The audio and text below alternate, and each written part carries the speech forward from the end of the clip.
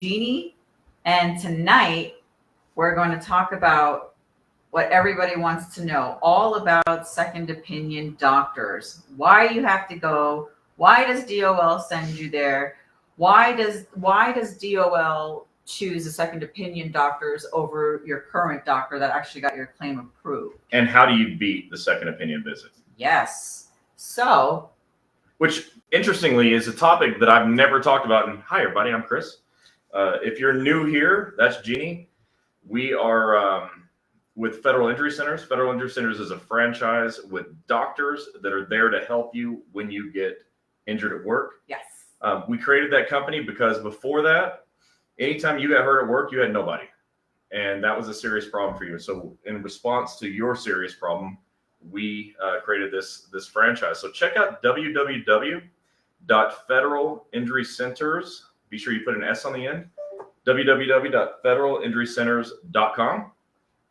And you can go to the very top of the page. There's a red button that says locations or final location or something like that. Click locations. And alphabetically, the states are listed and then the cities below it. We've got roughly 60 offices in about 27 states and counting. So go check that out if you're somebody that needs help with a work injury that happened at a federal agency. That's our specialty. We're happy to help you. We've got high 90 percentages, like 97%, something like that, claims accepted. And our return to work rate is also in the high 90s. So you can rest assured that if you go to Federal Injury Centers, the great likelihood is your claim will get accepted and you'll get back to work so you can clock in and get paid. Yeah. That's what we're all about. But we are Chris and Gini, and this is Wednesday night OWCP Chats, where we teach you about things related to OWCP, whatever problems you're having tonight. Yes. You can type a question in the comments. We'll answer it. You won't have that problem tomorrow. Yeah, and it just reminded me. I remember when he was talking once, we started the show, and this lady gets on and goes, "That girl's not even paying attention. She's on her phone." Welcome to my world. But here's the thing. I'm sharing. While he was just chatting, I'm sharing. So now I have to go into another page and share. So that's what I'm doing. But you can do that too, by the way. All of you should share this to some page. If you have a group page with your union, share it there. If you've got friends, what do they do? And their friends' name? You're gonna, if you want your friends to come and see this right now, if you don't want to share, which we really would like you to share, do the @ sign and then put the name, because then it'll highlight that blue and they'll get the notification. Yeah, so if your friend Bob Smith should hear this, do @Bob Smith, right, in the comments, and Bob will get a notification that this is happening. But that's so important because Gini and I have been doing Wednesday night chats since 2016. Yeah. We have trained at countless union events, thousands and thousands of people in the audience over the years. And we've got a podcast. You see the thing scrolling at the bottom, Breaking OWCP Podcast with Chris and Gini. Go download that wherever you like to listen to podcasts. But the point is, we've done all this. I've written 4 books called Breaking OWCP. Go check it out. And in spite of all of that, still the vast majority of people still haven't heard of us, and they don't know that we're here doing this and helping. So you can help your friends just by letting them know that, hey, there's this couple, Chris and Gini, and they're helping us with work comp. That's what we're doing. There's a few of you that wind up, and I know how this works. When you have a union Facebook page, whatever the page is, like Florida RCAs, when you invite me, for me, when you guys do that, knowing what we do, I wind up I post twice a week on your page what we're going to talk about for chats, and then I share the video as we are live right now. But then I get like the nastygram from Messenger say, "Stop posting on this page." Well, then go ahead and remove me from the page instead of saying that, because I can't keep up with the 187 pages that I'm on and not on. So if I share, it's because I'm just sharing. But I guess what needs to happen is a lot of you that are just members of that page are inviting us or inviting me onto the page. Which we really appreciate. Which we don't mind. That's super cool. But I don't need to be on there, because for my benefit and your benefit, I'm sharing so you can get the knowledge and education and the training that we do.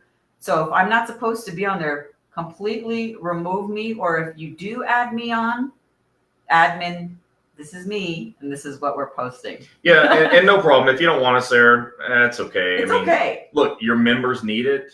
We had somebody the other day say, we don't need the help that you offer. Yeah. Oh, okay, so who else is doing this? Nobody's the answer. But whatever. We're here. We're happy to be here, and we're glad you're here. So tonight we're talking about second opinion issues. Yeah, so many things trigger a second opinion doctor visit. And we've been getting a lot of questions related to second opinion visits. So tonight we're going to discuss it. I don't promise you that at the end you're going to like the answers, but at the end you're going to understand. Yeah. And that's the whole key to this. A lot of the stuff I'm going to tell you, I'm not going to like, but it is what it is. The system is built the way it's built. And our job is to help you navigate that system and understand why things are happening, when they're going to happen, and what you do about it. So that's what tonight's all about. All right, what I am going to do, all right, I just finished sharing. So what I am going to do, I'm going to go back into our chats page, because on the post, the actual post that I made about, we're going to talk about second opinion doctors, there were some questions on there, and I'm going to see if we can help those people and get those questions answered. So let me see. Is it on here? Okay. Let's see. That's not it. That's not it. Okay, here we go. All right. There was 5 questions on here. All comments. So this is from the post that I posted to you guys. Jamie Cook. I've been trying to get approved for surgery for almost 3 years, and now I can't even work because my situation has escalated so much. For a question like that, you'd have to give us a little bit more detail, and I know it's a lot just to put on the chat here because then it comes up as a big page. So you can, Jamie, if you're on, or if anybody knows Jamie Cook Trammell, tell her to message me and we could help her. Okay, Cindy Adamson. What can you do if they say they will not send all documents in that have not been written by a doctor, but the doctor has signed them? How can they pick and choose what documents can be sent in? Also, what can you do if you don't feel like they are sending your right MRI? Okay, so I don't know who they is in this case, but let's just say hypothetically that they is everybody in the world. You have access to your own eComp account, so get your own stuff and eComp it yourself. That's the bottom line. Get all of your records and you eComp it. If someone's refusing to eComp records, that doesn't make sense at all, even a little bit. But you have complete autonomy and authority over your own eComp account, so do it yourself. And I said that. eComp your stuff yourself. You can always get your records from your doctor. Easy peasy lemon squeezy. Okay. Yep. So let me go back. I see some of you. Hello from Idaho, Northern Idaho. Hello, hello. Cheryl, federal workers comp is making me go to a referee. Okay, let's start from there. Yes, we're going to talk about referee doctors, but referee is part of the second opinion doctor, or CCOP. It's part of that whole system, so we'll discuss that too. So I'm going to go ahead and just kind of jump into it. Go ahead. So second opinion doctors, I've read everything there is to read on second opinions. I've got a binder at home, a 3-ring binder, with all the rules, laws, and regulations related to second opinion visits, because it's so frustrating. You know, so we operate a franchise with doctors in, as I said, 27 states. And our patients frequently get sent to second opinion visits. Second opinion visits almost always result in something bad that happens to the patient. So we're always trying to avoid these second opinion visits. But some of the things that trigger second opinion visits, the number one thing is that you've got a diagnosis that's out of line with the amount of time you've been off of work. It's easy to get a sprain strain approved. If you're out there, now I want you to all hear me right now. If your approved diagnosis is a sprain or a strain, okay, it's like lumbar sprain strain, knee sprain strain, or anything like that, you need to know that you're probably next on the list to get a second opinion visit. That's probably coming for you, especially if you're still out of work. The reason that is it's easy to get a sprain strain approved. I could do it. I'm not even a doctor. I could do it. But let's say that you're somebody that's got, and I have knee problems. I have like serious knee problems, really bad. So you're like me, but your diagnosis is knee sprain, right knee sprain. Well, your claims examiner, your nurse case manager, everybody, the second opinion doctor for sure, they're all going to think, well, that should have resolved already, whatever already is, 6 weeks, 8 weeks, whatever, 12. It should have resolved already. Why are you out of work? Or why are you not full duty? Why are you still on limited duty? What's going on with you? Why are we paying you OWCP benefits for a knee sprain? Why didn't that heal already? Right. But you got an MRI, and we hear this all the time. But Chris, I got an MRI, and the MRI shows that I have an ACL tear. Well, guess what? The ACL tear isn't an approved condition, and so it's not recognized as part of the claim. Right. And you can get to the second opinion visit, and that doctor will know, or you may say, or here's my MRI. I have an ACL tear. ACL is a ligament that goes down the middle of your knee. And it doesn't matter. It's not part of the approved claim. So the second opinion doctor is going to say, well, you should be better. You're going back to work. It doesn't matter. You have an ACL tear. They're going off of your approved condition, which is sprain. So that's the most frequent reason for someone going to a second opinion visit. They're out of work and they have a diagnosis that doesn't make sense for why they're still out of work. So you need a diagnosis expansion. You need your doctor to write a letter or a narrative report explaining why that ACL tear is actually the problem. It's not a sprain. You have a torn ligament that's surgical, and we got to get that fixed surgically. And then we need post-op care so we can get strong and back to work. Now, how do I know? Because I've had that on both knees, so it's an easy one for me. Correct. But if you just had a sprain, the second opinion doctor is going to say, well, you need to go back to work. It's been 12 weeks. You're better. Normally a sprain, you're healed up in 12 days or so. Pretty much if you just do what you're supposed to do. But you could literally like limp in to a second opinion visit with crutches, okay? And that doctor is likely going to look at you and go, I don't know why you have crutches. It's just a sprain. It's like they put their medical license on the shelf over there and forget that they're doctors. And then the other thing that happens is the claim examiner writes specific questions to them. And I don't know what the questions are. It depends on you. But the question might be like, should this person go back to work considering their condition is sprain? Well, duh, of course you should, and you should have gone back because it's a sprain. So you got to make sure you have the right diagnosis. That's number one. It's the most common reason to get a second opinion visit. And second opinion visits, I think 9 out of 10 times result in something negative for you. Yeah. So you can avoid those by communicating with your doctor and saying, hey, doc, I'm really not better. How in the world is this just a sprain or whatever? Can we please get an MRI, which you should have gotten already. When you come to federal injury centers, we just get the MRI. And because we want to know now what's going on so we can avoid second opinion visits. But, that's what you got to do. So that's number one. And that's really important. Another reason that you might go to a second opinion is, man, that one's so frequent. It's just the diagnosis is wrong. So a diagnosis expansion. And So, I know, hold on. I'm going to read this right. question because it actually goes with the diagnosis expansion. It's from, Barbara said, please educate OWCP case managers. I wish we could, but we can't. If they wanted, I'd be happy to do it. Cheryl said, I'm approved for COVID, but not post-COVID syndrome. I'm getting paid. Wait, is that the same person? Yeah. I'm getting paid monthly on my periodic role. What about COVID and post-COVID? They refuse my diagnosis expansion. Good question. Well, if they refuse your diagnosis expansion, you got to look at the denial letter and find out why. There's a paragraph in there that says specifically this is denied because, and then have your doctor go back and address that paragraph and write a new narrative explaining whatever problem they're having. She said, I'm in a long haul COVID clinic. Yeah, it's somebody that's, And don't forget, when you guys are filing, and this is off topic, when you guys are filing for COVID, because it's still happening, it's okay.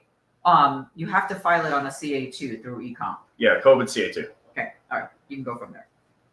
Okay, so another thing that happens is that diagnosis expansion that I was just talking about. Well, now we're adding new diagnoses, and sometimes the claims examiner will say, whoa, not so fast, and they'll do a second opinion. But you got to do the expansion when you got to do it. But what we tell our doctors is be very thorough in the front. Don't need to do an expansion later. Get the imaging now. Get, neurology or, nerve testing, right? Like whatever you got to do it right now so you don't have to do an expansion later. Let's just prove the case up all the way from the beginning. So that's the way we like to do it. But when you do a diagnosis expansion, sometimes the claims examiner gets, confused. which is fine. They're human. And they say, well, let's let a second opinion doctor take a look at this and see what they think. And, you know, they normally think something that I don't like. She said, they say my doctor is doing a good job and won't allow Federal Injury Clinic to be my primary physician. It happens. It happens. You know, we deal with this. I don't know why they do that. All of our offices, all the doctors are fully credentialed with Department of Labor, medical doctors, nurse practitioners, PAs, chiropractors, physical therapists, physical therapy assistants, you name it. Like, we've got it all. And sometimes they just, you know, they don't approve it. Yeah, a lot of times too that we hear is because you live closer to the current doctor you're going to, and maybe Federal Injury Centers is like 2-3 hours away. They would prefer you just staying at your closer clinic because they don't have to pay your mileage. The other thing is, if your treating physician is a specialist like an orthopedic surgeon, they don't like to switch down from I'm saying down from an ortho to any sort of a general practitioner. Right. That they struggle with that. They like specialists. You know, that's their thing. Specialists who aren't trained in OWCP, but they really like it. Yeah. So let me start reading questions. Yeah. Let's read some questions. All right. And I'll pick it up later. I'm going to go back to the top. First question. I think I answered most of them. Okay. Penny story.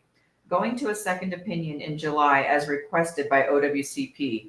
My doctor just declared me at MMI also. Thank you both for helping me navigate this crazy system.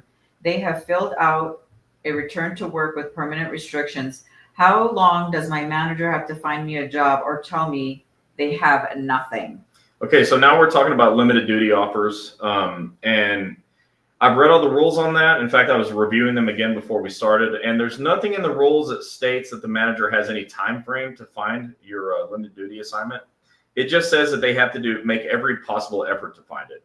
And if they can't, they have to give it to you in writing. They can't. And if they do, they have to give the offer in writing. But it doesn't say what the time frame is. I wish I could give you better answers, but I said in the beginning, I'm not going to like every answer I give you, but that is the answer. Charlotte Rand from Idaho. Idaho. You know, I actually applied to Boise State when I was living here in Utah, but I didn't wind up going there. But anyway, my second opinion doctor said I have permanent disability, but they did not state what the disability was or is. My doctor didn't clear anything up, not knowing what he meant by his wording. Huh? Well, your doctor is going to have to go in and maybe define what the disability is. I don't know. Or the claim examiner is going to have to ask another question to the second opinion doctor. I mean, that sounds lazy. I don't know how to answer that. I mean, if your second opinion doctor says there's some disability, it would have been helpful for the doctor medically to define what that is. Yeah. Judy Lynn, my second opinion is the reason I was approved for surgery. He was good to me. I seen reviews. Second opinion is a nightmare. Mine was reviewing my test, and he did his job. Yeah, let me tell you something. There's a good handful of good there are some good ones. In fact, there's one at Rutgers University. Oh yeah, I was going to bring that up too. Yeah, there's one at Rutgers who's like head of like everything. Neurology. Yeah, he's fantastic. And I saw a second opinion letter that he wrote. And to summarize, that letter essentially said to OWCP, what in the hell are we even talking about here? Approve this stuff. So he was awesome. One day I hope to meet him. I mean, actually, I know. I am going to beat this guy. I mean, we go to Jersey often, incredible. so we could actually meet him. He's my hero. Yeah, he helped us get a claim accepted that was sort of my life's work, and it got accepted. And so I got to give that guy a thank you. Yeah, and last week, if you missed last week's chats, go back and watch it because we did go over about claims examiners. And they're not all bad. Yeah, they're not all bad. So if you missed it and you wanted to see about what claims examiners says or does, and there was a lot of people, you know, either saying something negative or not, or saying they were good. So go back and watch that video. So let's see. We got Lori Fisher. Lori. My second opinion doctor was awful. Aw. The subjective findings far outweighed any objective findings. Objective findings are few and far in between. In fact, the objective findings are most in areas of pain and tenderness. Actually, physical findings are essential. Frankly, subjective recovery she is non-psychologic in her complaints and her causal relationship, and for that reason, I do not find her any particular method to resolve her complaints. Eek. Okay, so this is going to lead me to the next thing I'm going to say. So how do you get to beat a second opinion doctor? So here's what the claims examiners do. And somebody mentioned a referee doctor a minute ago, so this is about to come into play. So the claims examiner will take the report, let's call it report, the documentation from the second opinion doctor, and we'll compare it to the documentation of the primary physician, your treating doctor. And whichever one that they say weighs the most is the one they go with. If the claims examiner can't decide, they're like, I don't know, that one's good and this one's good, and I don't know, then they get what's called a referee doctor. The referee doctor is always, according to the rules, chosen from a list of board certified physicians of whatever specialty, which I think is pretty cool. But then the referee doctor's got to look at everything and go, okay, this is what I think. And then boom, that's the ruling. But I want to tell you what I think you can do to beat the second opinion doctor if the second opinion doctor is doing a bad job. Now, look, like a couple of you said, man, thank God for the second opinion doctor. Agreed. I said that too. I wouldn't want to beat the second opinion doctor I know from Rutgers. Right. Like, I just want to say thank you. But let's say you get an adverse decision from a second opinion doctor and you're like, wait, I was only in the room for 5 minutes and he barely even looked at me. The doctor didn't even touch me. How is this doctor writing a 5-page report on a 5-minute exam? What happened? So what I want you to do, and please, everyone, pay close attention to what I'm going to say next. I think this is critically important. You have the ability at any given time, 24 hours a day, 7 days a week, to upload things to your claims examiner by e-com. I want you to take a pen and paper with you to second opinion visits. Everyone listen to me. If you're about to go to a second opinion doctor, take a pen and a pad of paper. Don't hide it. You're allowed to take notes. You don't have to be secretive. I want to, in fact, get a yellow pad and the brightest color pen you can have. I want the second opinion doctor to know you're taking notes. Here's what I want you to do. Everyone write this down, okay? And I don't have this memorized, so if somebody comes back and says, can you say that again? I might get it out of order, but I'm telling you what to do. Number one, I want you to document the minute you walk into the clinic. I do not want you to round. If you walk into the clinic at 12:27 p.m., do not write 12:30. Right. 12:27 p.m., I arrived. I signed in at 12:28 p.m. I was called back by the nurse at 12:37 p.m. At 12:42 p.m., the doctor entered the room. At 12:47 p.m., the doctor left, and I never saw him again. And here's what happened in my 5 minutes with the doctor.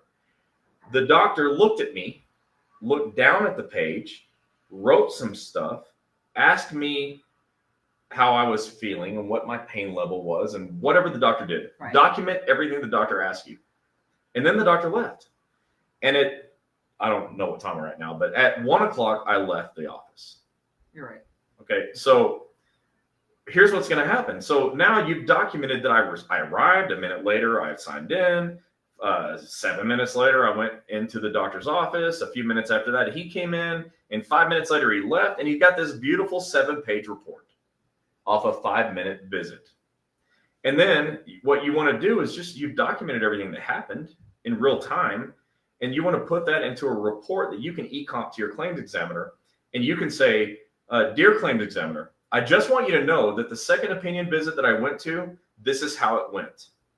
Don't put your opinion. I think this is bad. I think the doctor is a jerk. Or right. Don't put any opinions in there. Just the fact is, I arrived here. This happened at this time. This happened at this time. This happened at this time. And the doctor did this, this, and this. But didn't do these things. That's it. Period. It's not opinion. It's a fact. And then you can put at the end of your letter that you're writing to your claims examiner. So any adverse opinion given by this second opinion doctor, consider the fact that the doctor was only in the room with me for 5 minutes and didn't touch me, didn't look at me, or whatever happened. It's important that you take charge of your own case. I say this about everything. You be in charge. Like if you go to a primary care doctor and that doctor doesn't know anything, you kick him in the butt and make him go. If you go to a second opinion doctor, don't let him ruin your life. Okay, not without documenting what happened. Now, listen, there's no rules. I'm not quoting rules to you. There's nothing in the rules that I've ever read, and I've read everything that said if you do that, that's going to help. But what does common sense tell you? Okay, you have a claims examiner who's also a federal employee. Claims examiners also get hurt. They have to go through this process too. We know senior claims examiners that look at the system and they roll their eyes like, gosh, it's so bad.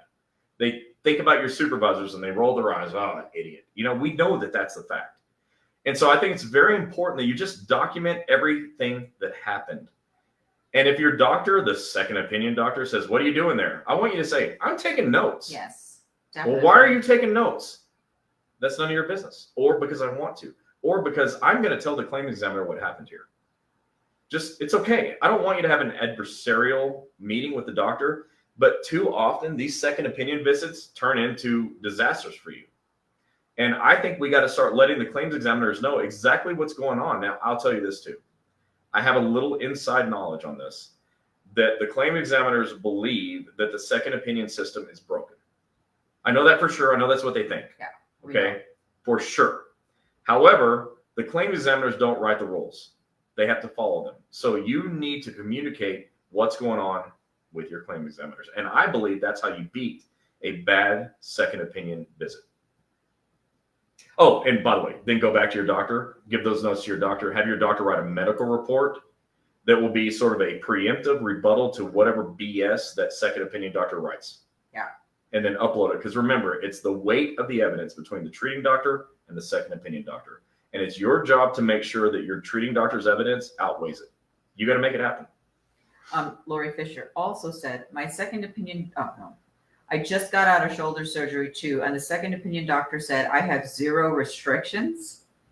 I already have a CA-17 from my surgery that states 3 to 6 months disability lifting with 0 weights. Oh, God. So okay, here's what I know. I've worked for doctors since I was 20 years old, okay, nearly 30 years. And I know that after surgery, you need post-operative care. Okay, I didn't say therapy. Right. Post-operative care. Things need to happen so you can heal, be strong, and get your joint back to where you can go do that thing again. So you are a perfect candidate for what I just said. Document everything that happened in a second opinion visit. Cheryl, I answered this before. You said they say that the doctor's doing a great job and will allow me to go to federal entry centers. And you said your primary doctor is the head of the COVID clinic. Well, if it's only COVID that you have and you're at a COVID yeah, clinic, you're fine. You're okay. There's no need to come to our office. We'd love to have you, Yeah. but you don't need to. I wouldn't. And it's my company. I don't recommend it. I think you're being well taken care of already, according to you. And if you're not, okay, that's something you have to decide. But we have this franchise of doctors, but that doesn't mean that we're saying, oh, you must come here. You don't have to come to our offices. I mean, look, you're here with me now. I'm teaching you, and you don't have to be a patient with our offices. If you're being well taken care of with the doctor you have right now, I'm happy for you. And that's what I want for you. Yeah, unless you're having some other issues. I know you said it's a long haul COVID clinic.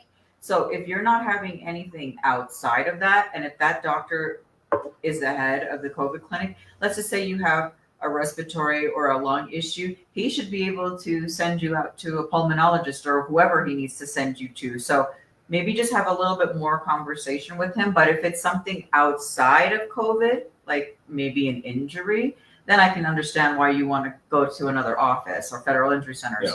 But if he's gotten your claim accepted and you're doing okay, I think you should stay and not cause any problems. Yeah, I think that's awesome for you that everything's accepted. It sounds like things for you are smooth. I would recommend not changing from your doctor. But if there's something else that you want to discuss and not put it on here, you can always message us after the live is over and we'll review it. Yeah, of course. Judy Rogers, my second opinion doctor stated I was fine and wouldn't perform surgery at all. He wouldn't even look at my doctor's note. He only went off of the DMA report. So the reason that is the claims examiner sends them certain documentation and says, use this. I think that sucks. Okay. I hate that so much. But that's the rules that they have to follow. Those are rules. Okay. Like write your congressman. Those are the rules. That's the rules, laws, and regulations. So they're doing it. I used to say, and I still believe this, that you can bring your own documentation and hand it directly to the second opinion doctor and say, look, I think this is going to be important. I'm sure they didn't send you the results of my recent MRI, but I'd like you to see it. Now, here's the cool thing about that. You're showing a medical doctor some medical documentation that would help that doctor make a medical decision. And if that doctor refuses to look at it, you document it because you got your pen and paper.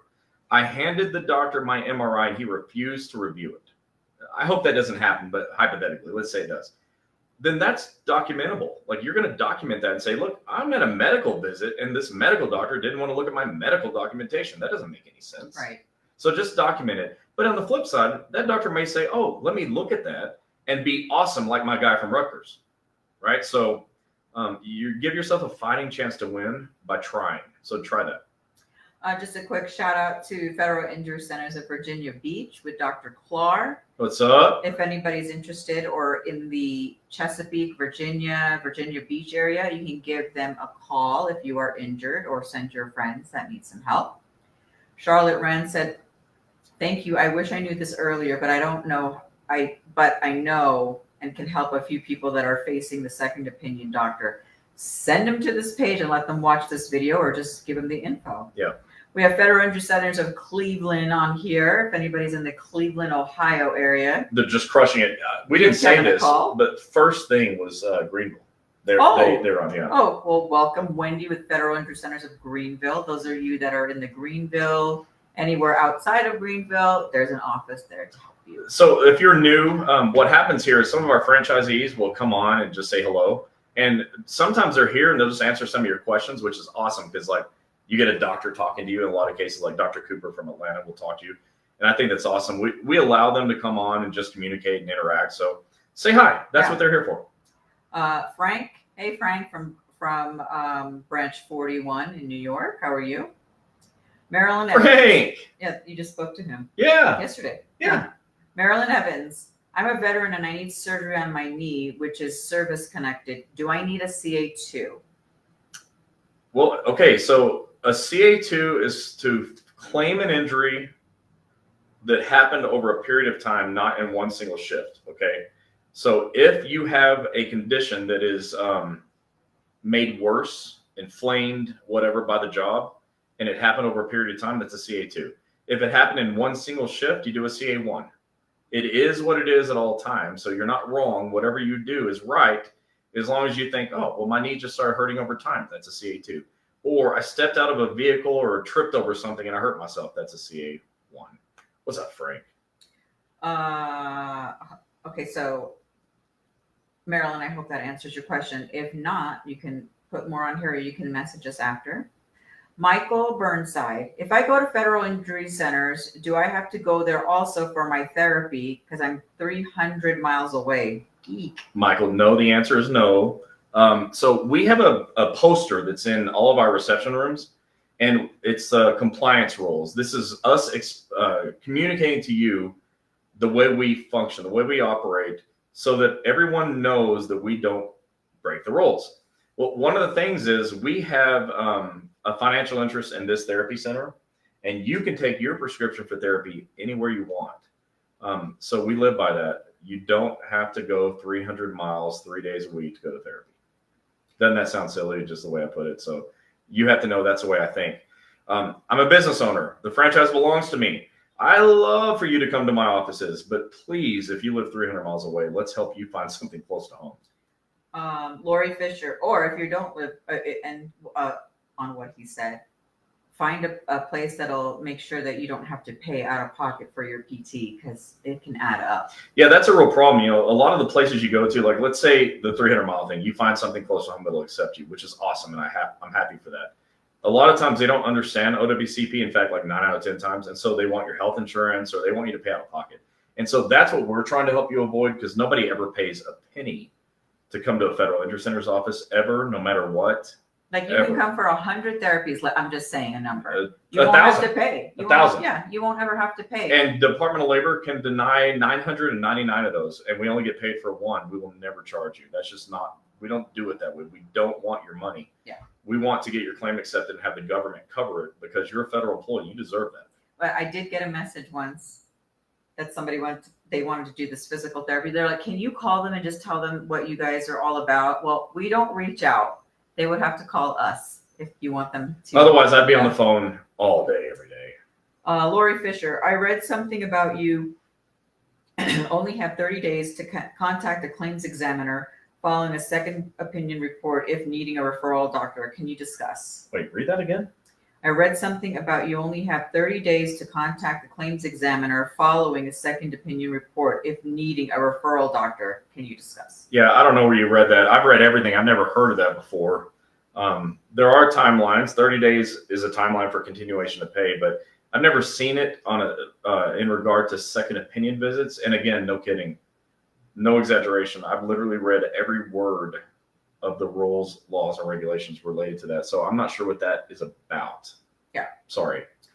Serena Locke, the district medical examiner has denied my expansion for cervical stenosis. This is the first person to look at my case in over a year. No CComp, nothing. What else? What is the next step? I do go to Federal Injury Centers of Cleveland. Yeah. So give Kevin the denial letter. Kevin is the case manager there. Give him the denial letter that denied that diagnosis expansion, and Kevin will share that with me, and I'll help work through that. So Kevin is on here. Kevin, Andrew, if you're on here, connect with Miss. Yeah, Kevin, get that, and then let you and I discuss that denial letter, and we'll work through it. Okay. Marilyn, thank you. I will message your call. It's best to just go on Messenger and message me. That way you have it. And I get pretty busy with my phone calls. Dr. Cooper is on there with Federal Injury Centers of Forest Park and Phoenix City. Phoenix City, Alabama. yes. Yeah. Lonnie Duke. Hey, Lonnie. What's up, Lonnie? It's been a minute. He said, hello, all. I'm listening in as I always learn something from these chat sessions. Aw. We're always glad to have you. Yeah. All right, you go ahead. I'm going to go look and see if anybody left messages elsewhere. Well, okay, so we talked about like the most common reason for you to get a second opinion visit, and it's that like your diagnosis is not matching your time out of work. But in general, I think it's important for you to understand that if you're out of work for a long time, and a long time is a subjective term, okay? What is a long time to you means something different to you than to me, than to her. But if the claims examiner starts to feel like you're out a long time, or the nurse case manager, you're getting a second opinion visit. So the other thing I'll tell you, and it's the same thing I tell our franchise doctors, get people back to work, right? And we're not the company doctor. I've said this so many times. There's probably going to be some like reel somewhere that's like a whole long clip of Chris saying what I'm about to tell you, and it's going to make me look bad. But let me say this. We're not the company doctor, all right? I am not friends with your supervisors, and they're not friends with me, okay? They would say, if they knew me, I hate that guy, for sure. Okay, because what do? I get your claims accepted. I teach you the rules, and you show up tomorrow at work, hopefully, with a greater knowledge of the system than your management ever had. And they don't like that because it's easy to beat you when you don't understand the rules. So supervisors and I are not friends. All right, so I need to say that so I can say the rest of this. You got to go back to work because when you're at home, it's hard to get paid. You got to jump through hoops when you're on LWAP. They make you turn in tons of documentation. If the CA7 isn't filled out perfectly, you don't get paid. If your supervisor accidentally or on purpose changes your rate of pay, you don't get paid right. It's just a nightmare. It's a big hassle. But when you go to work, you clock in. Yeah. And I always say it's a Chrisism. Okay, things that Chris says frequently. The surest way to get paid is to clock in. So that's what I want you to do. I want you to get back to work and clock in. I don't want my friend Rich Ray to call me from New York and say, again, Chris, my carriers are still going homeless. I don't want that to happen. All right. I'm tired of seeing you folks go homeless. I'm tired of you struggling to pay rent, to get your kids in college. And I don't want to hear the next person hurting themselves or worse, okay, because they can't take it anymore. The easiest way for you to get paid is to clock in. And so I said all of that, and I was really detailed to say our policy at Federal Injury Centers is to get you back to work as soon as humanly possible. That's what the CA17 is for. It's why it's so important. It's because your supervisor can tell us what you physically have to do, and our doctors can write restrictions so you can go do it. Then you get to clock in. When you clock in, you get paid. It's automatic. They can't restrict your pay just because you're on work restrictions. Right. So I said all of that because a big reason you go to a second opinion visit is because you're out of work. And you should be at work at some level, if at all possible. And the only reason you should be home is because your supervisor made every possible effort to find a limited duty offer and couldn't find one. And so now you're at home on the rolls, not on LWOP. It is LWOP. You're not having to fill out CA7s. You're just getting paid, right? Because your supervisor said, we don't have work. But the other thing is, like, depending on your craft, if you're out of work a year or 2 years, depending on your craft, they can remove you from that position. They can, like, give your route if you're a carrier to somebody else, for example, right? So it's in your interest to get back to work as soon as medically possible. I said humanly possible. That's just a thing I say. But as soon as medically possible, you need to get back to work at some level, with or without restrictions, get back there. Now, I'm not a doctor, okay? And your return to work is a medical decision. Your doctor is deciding what is safe for you to do with the injury that you have. Yeah. And so your supervisors also have to follow doctor's orders, and they often don't. And when they don't, you got to go to your union and file a grievance. They have to follow the CA-17. A lot of times supervisors will say, okay, yeah, we've got an offer that matches your CA-17. And then you show up and you're only supposed to lift 20 pounds and you're lifting 70. You're only supposed to stand or walk for 5 hours a day and you're on your feet for 8. Right. So you got to keep up with that and make sure that your supervisors are continually following doctor's orders, and file a grievance with the union if they're not. But just understand that if you're out of work for a period of time that seems out of whack for what's going on, you're going to get a second opinion visit, and that's always going to turn bad for you. And when that does, don't forget to document the visit the way I told you earlier. Yeah. We have UU Marquez. What's up? How are you? We have Federal Injury Centers of Kansas City on here, Dr. Pearson's office. If those of you are in the Kansas City area or want to make the drive because it's closer, give them a call. All right, what else you got for second opinions? Yeah, so that's pretty much it. I mean, I think it's just important you understand that most of the time you're getting second opinion visits because you're out of work or your diagnosis doesn't make sense. So you got to make sure that your doctor has documented everything in your diagnosis, that your case file includes all the relevant, legit diagnoses, not just a sprain, unless it is just a sprain, and then it is what it is.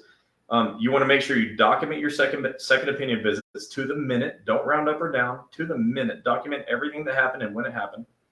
And then get back to work as soon as medically possible. And that way you can avoid these second opinion visits. Unfortunately, the second opinion system is broken. And the claims examiners say it too. It's a broken system. And I don't want you to have to go through it. And the good news is the goal in work comp is to get you back to work anyways. So let's just see what we can do to get you back as soon as medically possible and avoid all of this hassles anyways. So that's where I'm at with second opinion visits. If I could take charge of it, I would fix it. But right now, I'm not in charge of second opinion visits yet. If it ever happens, I'll let you know. Tammy Cloud, need to see what is in my e-comp. I had a stroke and I have a lot of CA-17s. Yeah. We can help you. Let us know. I'll get somebody to get in touch with you if we can. But yeah, I definitely agree. You need to know what's in that file. I know a lot of you are saying that we're skipping a little bit. Okay. Remember, we do have like full Wi-Fi, and I could see it skipping on here too, but we are still 10,000 plus feet up in the mountains. So that's like the only issue, and it is raining here. So that's why we're skipping. Sorry about that. Hey, it's better than hotel Wi-Fi.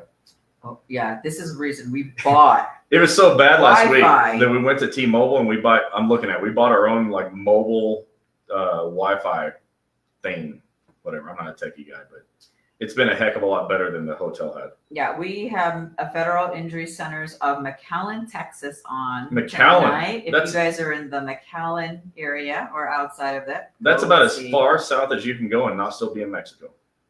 Really? Yeah, it's from McAllen. Yeah, it's around the border in Texas.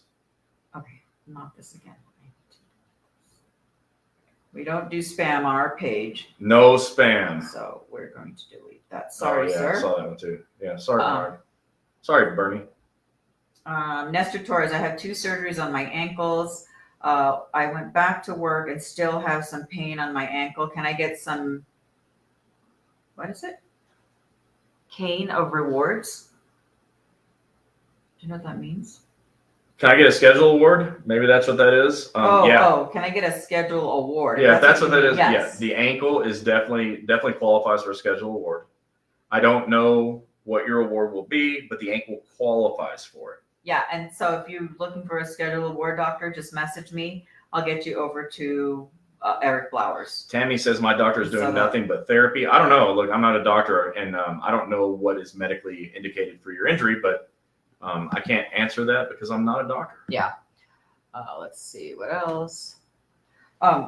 Tammy, you either have to talk to your doctor or communicate switch to the doctors. doctor. Say, hey, this Yeah. isn't working. Can we do something else? Beth Clifford, I'm not sure if you're seeing it because it could be from a different page. Yeah. Said, can an accepted condition be removed due to second opinion doctor visit? Can. Okay, if you know me, you know that I'm really big on cans and can'ts. The answer to any can question is yeah. Anything can happen. I don't often see it, but it can happen. Yes. And there was something I was going to touch on. Oh, last week we talked about CA7s, CA16s, and CA7s, 17s on how to file them and what to do. So those of you that have those questions, that was on last week's video. Yeah, just go take a look at it. I'm still happy to answer them here, but yeah, we did a whole video on it last week. All right. What other questions do you guys have on second opinions? Because a lot of you wind up sending me your paperwork, and I'm like, you got to show this to the doctor. So Christian said, my impairment is determined 20%. I've been out of work since 2019. Can I request a lump sum? So they used to do lump sums all the time. I'm not sure if they still do. Can you request it? Here we go again. Can? Yes. Just ask. You sure can request it. But generally, they don't do that anymore. But it doesn't mean they can't do it. There's nothing wrong with trying. Oh, this is what I wanted to touch on. Yeah. I'm gonna just touch on this. We're not gonna get too much into it. We only have about 15 minutes left. Denials. When you guys get a denial, and this just happened 2-3 days ago and today, do not wait 5 days before your denial is done. Like, I saved this guy today to tell him what to do. I think he had like 3 or 4 days, and because I was telling you this morning, don't wait. Message us if you don't understand. Message us immediately when you get a denial. But please read the denial, because it'll say, you have specifically your claim is denied because specifically your claim for compensation, specifically your whatever is denied because. So let me say this a little differently. She said, don't wait. Let me put this a different way. As soon as you receive a letter in the mail, do something about it. Read it immediately. Open it immediately. It says United States Department of Labor. It's not junk mail. Open it up. Yeah. Take a look. Read it. Take it to your doctor. Hey, doc, what does this mean? And have your doctor read it. We do this, like our case managers in our offices, they just do this. This is what we do. But you got to take it if you're like in Iowa or Idaho and there's no doctors. You got to take it and say, hey, what's this mean? Or I think this is what it means. Here's what it says. You have to respond to it. If you get a denial to do a reconsideration, you have 12 months. If you wait 12 months and 1 day, you can no longer appeal it. Right. You could do oral hearing and you could do review of the written record. I don't like those, but your unions lots of times do. So if your union rep wants to do an oral hearing, do that for sure, because you'll have your union rep there helping you. And I think that's awesome. I would never go do it alone, ever, no matter what. But you have 12 months from every denial to do a reconsideration where they will consider new information from your doctor. And so don't wait till like 5 days left after 12 months. Yeah. You wait 11 months and 26 days, you're in trouble. Okay, so, and that person also said they had an oral hearing and that got denied. This is why we say get your denials in and go back to your doctor to get that taken care of. Because once let's just say it went past the date that you were supposed to get your denial in, your year and 1 day has been expired. It's over. You really can't do anything much. I mean, even Eric has said that it's tough. It's really, really hard. It's worse than even filing your claim, literally. Yeah. So Vince said, I've never received anything in the mail. That may be, Vince. I would make sure they have your right mailing address, number one, because everyone receives stuff at their home address. But everything they mail to you is in your e-comp case file. You can find it there. Yeah, and we know, because we've been told by several people, make sure you review everything when you submit it, because back in the paper days, the supervisor scratched out the girl's email with whiteout and had all her mail go to the post office so he could see what was going on with her. So please make sure you have the correct address and just check your stuff on eComp all the time. Yeah, I'm going to read a couple of things here. So Christian, this is a follow-up to something. Oh, okay. You need to probably speak with Eric Blowers. He's our lawyer. He's your lawyer if you want him to be. He specializes in schedule awards. Had multiple different impairment ratings, so that's a serious problem. Send us a private message, and Gini is like the direct link to Eric Blowers, the god of schedule awards from lawyering. Even he can't get Eric to call him. Go to her. And but all joking aside, you need help, and Eric is your guy. Victor, you're here. What's up, Victor? We can't wait to see you in Orlando either. So, Christian Parker, all three physicians. That's the one I just responded to. Oh, okay. Donna Swift. Hi, y'all. Hello. Okay, Donna, this one's really long. I'm probably gonna need this read a couple of times. You want to can you read it from there? No, it's too long. She said, so I got my... Hold on. I don't mean too long in a negative way. It's so long that my screen doesn't hold it. That's all. Yeah, so let me do it. Go ahead. So I got my approval back October 2020, which was like pulling teeth to get my concussion doctor to write it properly. She always looked at me as if I was lying. Anyway, she then gave me work limits for a few months. Then she told me this is as good as it gets, so learn to live with your limitations, and sent me back to work. I have struggled ever since. Recently, I changed offices. It's a lot of back road, curvy, bumpy, bad. My sub wrecked my metric van, so I got an LLV. No shocks. It's causing a lot of TBI conditions to be bad again. Going to second appeal, but they called before my last appointment. Tell me there's nothing else I could do. I cried. Now I have another appointment thanks to my PCP. This will never leave me. What steps should I take? Okay, so number one, if you're in a vehicle or you're in any situation at work that is causing your current accepted condition to worsen, to add symptoms, then that's a problem. You got to go back to your doctor and say, hey, you got to write restrictions and say, I can't drive that curvity road, or I got to be in a car with shocks, or I don't know what it would be. But you don't have to just tolerate it. You don't have to just take it. You have an accepted condition that you have a right to get help for. And a concussion is a real thing. It's a serious problem. You know, it reminds me of that movie Concussion. Oh, yeah. The football movie with Will Smith. And the NFL forever, and this is not me, this is that movie. The NFL forever denied that concussions were a problem for guys that hit each other in the head all the time for a living. And they just deny it. And it's sad. Upsets me. Okay, I'll just put it nicely. You've got a concussion. And there are, and I'm not a doctor, but I understand that there are symptoms, there are things that happen to people with concussions. Yeah. It's a problem. It is a problem. So, especially driving through bumpy roads, you need your head rattling. You need to get better restrictions from a CA-17 from your doctor. That's what I recommend, because you shouldn't have to deal with that. And if your doctor says this is just as good as it gets and there's nothing else I can do, find another one. And you can get a referral from your existing doctor to a new doctor. And I recommend finding somebody who specializes in concussions, but maybe is a little more compassionate. You said my OWCP nurse wants a second opinion. Is it normal that OWCP calls me every week? It's stressful. Oh, funny, because people try to call them and they can't get a response. It's not normal to get a call every week, but there's nothing I can say about it. There's no rule preventing it. They can do it. Vince said, hurt my arm in February and had no idea to file for compensation for days off. It's not too late. Once your claim gets accepted, you can go ahead and do that. You can go and file a CA-7, try to get that old time back. Tammy, I'm reading your thing here about your supervisor did not want my paper legitimate work. Okay, Tammy, you can request by email through your eComp, request to speak to the supervisor of that claims examiner and discuss your issue. Yeah, you're not going to get them right away, but yeah. They should eventually get back to you. The best advice we could give you on that. Yeah. George Perez, I had surgery on my shoulder last July. It's Jorge. Oh, okay. I had shoulder on my surgery last July. I never applied for a schedule award. I still experience pain. Therefore, the doctor requested a total shoulder replacement. The approval was for TSR was approved, same shoulder. Does each surgery have a schedule award or is it combined and considered one incident? So schedule awards are based on the body part. Or in fact, a schedule award is based on the limb. Like if you have a shoulder problem, according to Eric, the lawyer, the schedule award will consider your entire arm. If you have a problem on the other arm, that's a different award.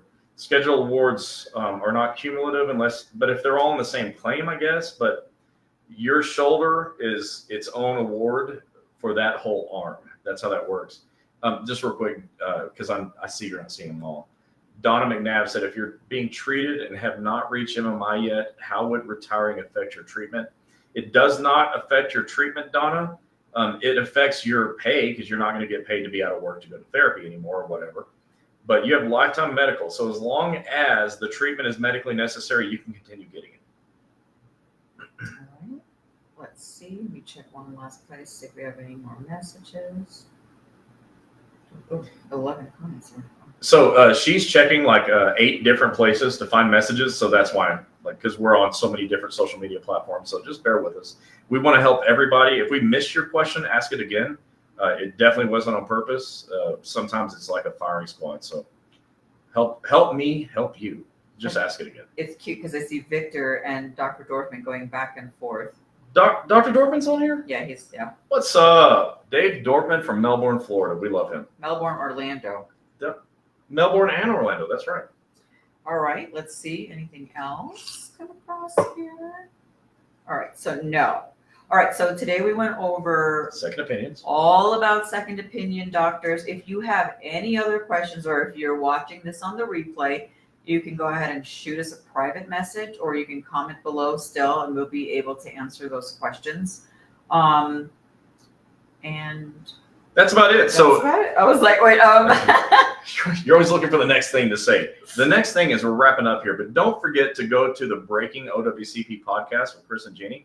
This will be on there actually. All of our Wednesday night chats end up on the podcast. Our great guy, Robert, does all the edits. So when it comes out on the podcast, it's way cleaner than this live video.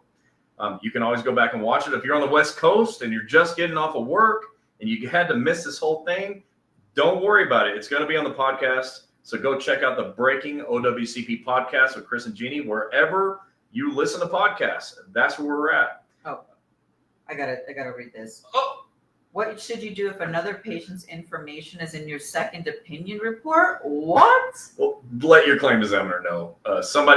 Look, as I said earlier, I've been in healthcare for 30 years, and I know that people make mistakes, especially administrative people. They make mistakes. It was an accident. Just let them know that needs to be removed from your case file. Yeah. Let's see. Donna McNabb. I've been sent for a second opinion and their doctor agrees with everything your doctor is doing and also requesting adding my carpal tunnel on my wrist. I was shocked. Wow. Well, like I said, like my guy from Rutgers, like occasionally you come across one, you're like, wow, that's gold. We really love it. All right, folks, we're going to wrap it up here. I know there's some more comments coming in. We'll get to them and look at your notifications on Facebook. You'll see when we respond to it, or we'll have somebody answer it. But this is what we do every week. We just try to spend the hour helping as many people as possible. We hope that you got a lot of help from us tonight. Keep your questions coming. We're happy to answer them. You'll just see that we'll type the answers in or somebody else will. And like Christian said, I'll message you. Yes, absolutely. Send us a Facebook message. Those Facebook messages make it easier for us to help you because we can just maybe farm that out to somebody. We've got a whole staff of people that are happy to help. And then come back next week and every week thereafter, just check in on Wednesday night chats every day. We have stuff that gets posted, little reels, little nice nuggets that are helpful to you. We're always putting content out there that will help you navigate the OWCP system. So we look forward to being able to helping you. And I feel like I'm about to answer a new question. Ms. Perez, you said, is it beneficial to wait to complete your shoulder replacement? I would, because there's you have up until the day you die. I'd like to answer this question differently. Your schedule award. I'm going to answer it differently. Jorge said, is it beneficial to wait and complete the total shoulder replacement surgery before applying for the award? Does it matter? So I think you should do whatever is medically necessary for yourself to feel better and have strength and motion and all that right now. But Jorge, you should really speak to Eric Blowers about that, because you're asking, does it matter? And I believe you mean financially, will it change my award? And I think you should speak to the expert at that. Send us a private message, and Gini will get you in touch with Attorney Blowers, and you'll get a really great answer on that one. Yeah. So we'll see you guys next Wednesday at 8 p.m. Eastern Standard Time. We are on Facebook, Instagram, LinkedIn, TikTok, and YouTube. And TikTok is breaking OWCP, so go check that out. If your friends don't have social media, they can always watch us on YouTube. We do not delete videos. Always go back and look at our videos tab to see what we've talked about the prior week. All right. So look, it's been great. Come back and see us next week. If you still have questions, keep them coming. We will get those questions answered. We are needing to eat dinner, so it might not happen right now, but we'll get to you. It was great having you here. Thank you. Tell your friends. We'll see you next week. See you guys. Bye.